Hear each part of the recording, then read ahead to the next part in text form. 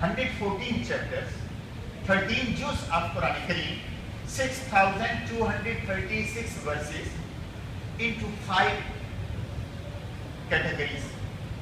The first category is Quran speaks about the history of the previous nations.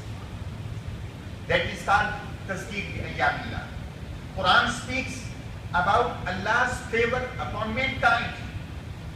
That is called Tazkir bi Alaillah. Quran speaks about life after death.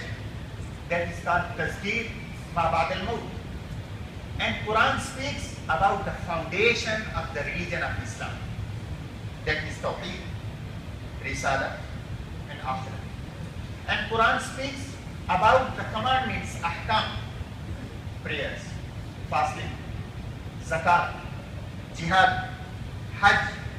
So these are the 5, you can say, summarized.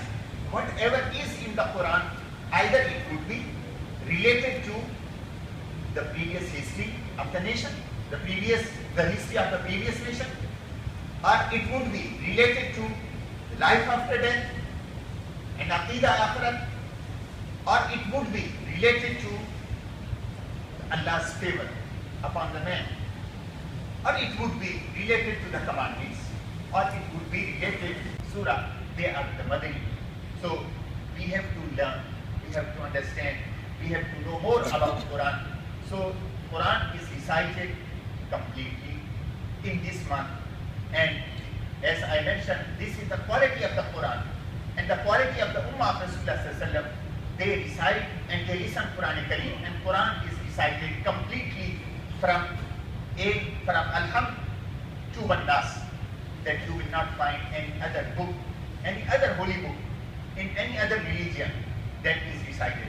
So we have to, as we love to listen, we have to understand, we have to bring it in our practices. May Allah subhanahu wa ta'ala give us tawfiq.